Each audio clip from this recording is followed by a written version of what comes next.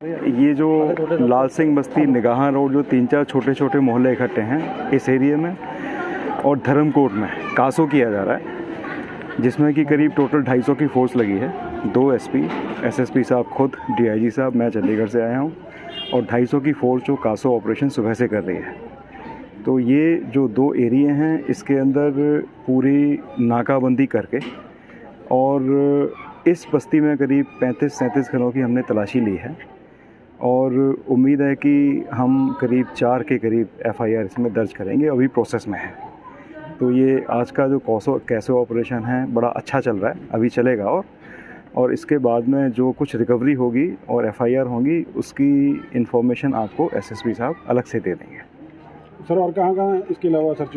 धर्मकोट में चल रहा है वहाँ पे। तो कुछ लोगों को डिटेन किया गया? हाँ, काफ़ी कुछ लोगों को डिटेन किया है। एफआईआर भी रजिस्टर होने की तैयारी है, जो कुछ रिकवरी है या जो कुछ इन्फॉर्मेशन है उसके हिसाब से, जिसकी डिटेल आपको अभी ऑपरेशन चलेगा 2-3 घंटे, उसके बाद फिर बता देंगे। पिछले 3-4 महीने पहले की बात की जाए, जब से नशा विरोध चल रहा है, मुहिम चल रही है, तब तक रिकवरीज तो हो ही रही है। कितना आपको लग रहा है ग्राउंड में फीडबैक कि कितना नशे को ढल पड़ी है सर? नहीं, बहुत फ़र्क है। ऑल ओवर पंजाब बहुत फ़र्क है और मोगा को मैं सुपरवाइज़ कर रहा हूँ, मोगा में भी बहुत फ़र्क है।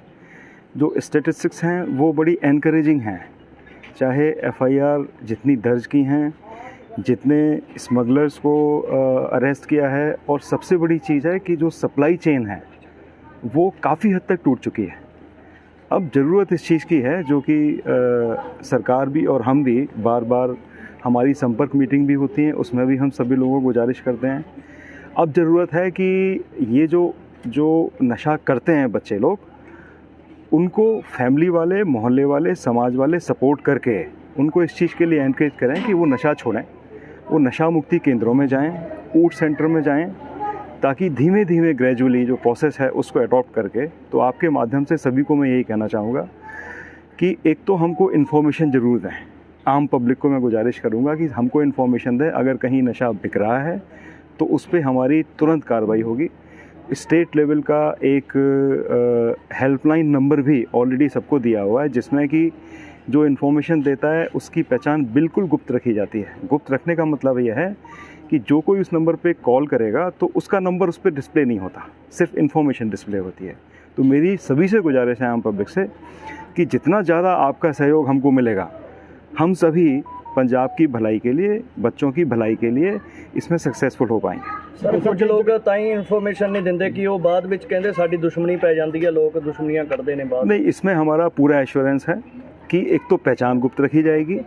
जब पहचान ही नहीं होगी, जो टीम कार्रवाई कर रही है उसको भी ये पता नहीं होगा कि किसने इन्फॉर्मेशन दी है, तो ये बहुत बड़ी चीज़ है। तो इसमें डरने की बिल्कुल ज़रूरत नहीं।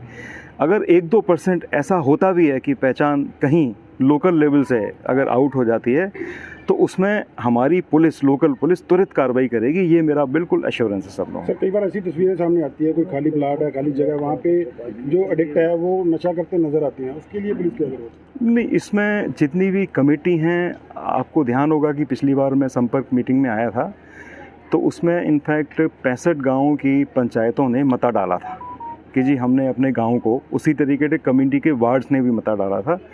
अब ये भी एक मुहिम शुरू हो गई है कि जो सुनसान घर हैं, जंगल झाड़ी हैं, वहाँ पे नज़र पूरी रखी जाए और वहाँ पे बार बार हमारी पेट्रोलिंग टीम जाए, और साथ में जो चाहे वो विलेज के जो हमारी टीम्स, विलेज डिफेंस कमेटी की टीम्स बनी हुई हैं, वार्ड्स में हम लोगों ने कुछ को अपने साथ में एसोसिएट किया है, वो उन पे निगाह रखें और इमीडिएटली हमको